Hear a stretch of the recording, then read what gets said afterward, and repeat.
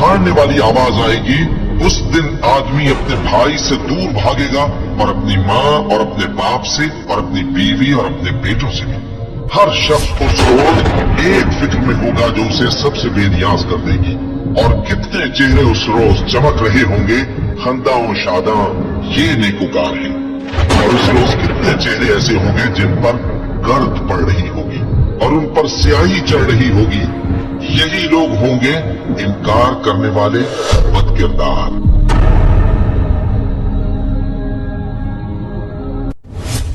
क़यामत एक ऐसा दिन जिसकी होलनाक मंजर देखकर हर शख्स कहेगा, यह वह दिन है जिसके आने का अल्लाह पाक ने जरूर करार दिया है। यह वह दिन है जिसमें अल्लाह ने अपने बंदों को उनके अच्छे और बुरे कामों का बदला देने के लिए एक खास वक्त मुकर्रर फरमाया है।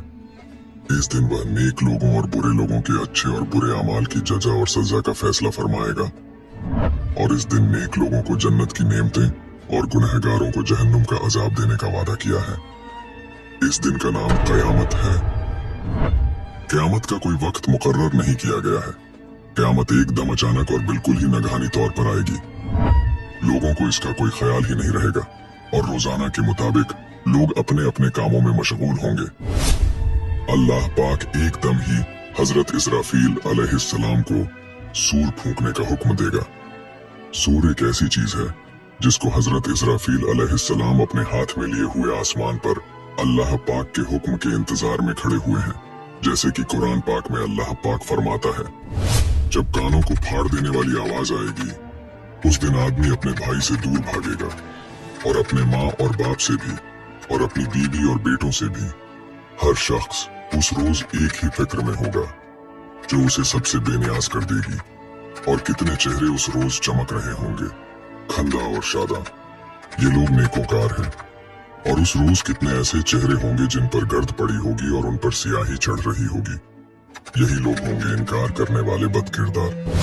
मोहतरम नाज़रीन, जब हजरत इसराफील अलैहिस्सलाम अल्लाह के हुक्म से सूर फूंकेंगे, उस वक्त आवाज इतनी बुलंद और भयानक होती जाएगी कि लोग कान लगाकर इस आवाज को सुनेंगे और बेहोश और बदहवास होकर गिरते और मरते चले जाएंगे।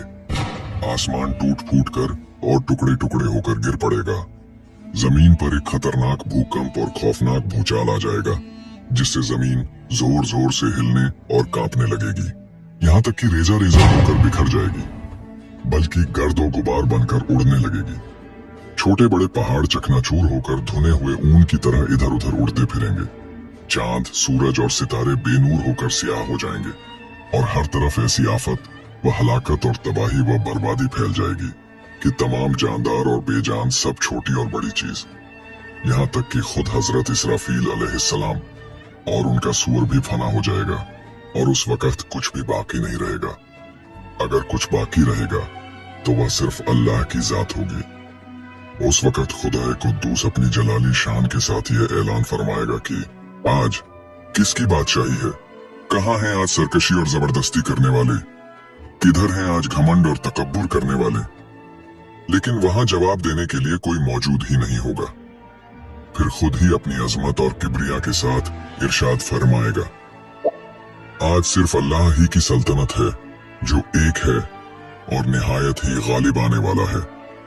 फिर जब अल्लाह पाक चाहेगा, हजरत इजराफील अलैहिस्सलाम को जिंदा फरमाएगा और सूर को पैदा करके दोबारा सूर फूंकने का हुक्म देगा। इस मर्तबा हजरत इसराफील अलैहिस्सलाम ज्यों ही सूर फूंकेंगे, सब अगले पिछले इंसान, जिन और फरिश्ते और तमाम मुर्दे अपनी अपनी कब्रों से और जहां भी मदफून है या जहां जहां भी उनकी लाशों के जर्रात पड़े हुए होंगे, सब अपनी अपनी जगहों से जिंदा होकर निकल पड़ेंगे। सबसे पहले रसूल अल्लाह सल्लल्लाहु अलैहि वसल्लम अपनी कब्र अनवर से बड़ी शान और अजमत के साथ बाहर आएंगे और मैदान ए हश्र में पहुंच जाएंगे। फिर तमाम दुनिया भर के अगले और पिछले इंसान, जिन और तमाम मखलूकात सब के सब इसी मैदान ए हश्र में जमा होंगे, जहां सबके अच्छे और बुरे अमाल का वजन और हिसाब होगा। कहते हैं कि मैदान ए हश्र मुल्क ए शाम की जमीन पर कायम होगा। उस दिन जमीन इतनी हमवार और साफ सुथरी होगी कि मैदान का एक किनारा दूसरे किनारे से साफ नजर आएगा। उस दिन जमीन तांबे की होगी और सूरज जमीन से सिर्फ 1 मील के फासले पर होगा। उस दिन 50,000 बरस का एक दिन होगा। उस दिन धूप की तपिश से सिरों में भेजे उबलने लगेंगे। प्यास की शिद्दत का ये आलम होगा कि जबानें सूख कर कांटा बन जाएंगी और कई वो लोग होंगे जिनकी जबानें बाहर निकल आएंगी। इतनी कसरत से पसीना निकलेगा कि किसी के टखनों तक, किसी के घुटनों तक, किसी की कमर तक, और कोई तो पसीने में डुबकियां लगा रहा होगा। इन तकलीफों और मुसीबतों से सबका ये हाल होगा कि कोई किसी का हाल नहीं पूछेगा। भाई भाई से भागेगा, माँ बाप अपनी औलाद से पीछा छुड़ाएंगे, बच्चे माँ बाप से दूर भाग जाएंगे, शौहर बीवियों से और बीवी शौहर से बेजार होकर सब एक दूसरे से जान छुड़ाते फिरेंगे। ये ऐसा कठिन और दहशतनाक दिन होगा कि तकलीफों और मसाइब के बोझ से छोटे छोटे बच्चे भी दुख दर्द, रंज और गम उठाते उठाते बूढ़े हो जाएंगे। हामिला औरतों के हामिल गिर जाएंगे। खौफ, दहशत और परेशानी से लोग इधर उधर गिरते होंगे और लोग मदहोशी और बदहवासी के आलम में इस तरह चल रहे होंगे कि गोया नशे की हालत में है। हालांकि लोग नशे में नहीं होंगे, लेकिन अल्लाह के अजाब की सख्तियां उन्हें मदहोश और बदहवास बनाकर इस हालत में पहुंचा देंगी। उस दिन यानी कयामत के दिन हर एक आदमी की जिंदगी भर का नाम ए अमाल उसके हाथ में दिया जाएगा। नेक लोगों को उनका नाम ए अमाल दाहिने हाथ में दिया जाएगा और गुनाहगार लोगों को उनका नाम ए अमाल बाएं हाथ में दिया जाएगा। उस दिन हर एक आदमी के अमाल मीजान में तौले जाएंगे।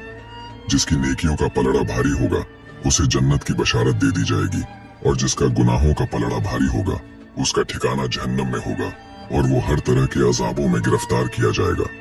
ये वो दिन होगा जिसमें अल्लाह पाक अपने बंदों को अपनी नेमतें याद दिलाकर उनकी जिंदगी भर की नेकियों और गुनाहों का हिसाब लेगा। उनसे पूछेगा कि तुमने दुनिया में ये गुनाह किया, ये गुनाह किया। मोमिनीन अपने गुनाहों का इकरार करते जाएंगे। फिर अल्लाह पाक अपने मोमिन बंदों पर रहम फरमाएगा और इरशाद फरमाएगा कि जाए मेरे बंदे, मैंने दुनिया में तेरे गुनाहों को छुपाया था और आज मैंने अपने रहम व करम से तुझे माफ कर दिया। और कुछ लोगों से सख्ती के साथ पूछा जाएगा।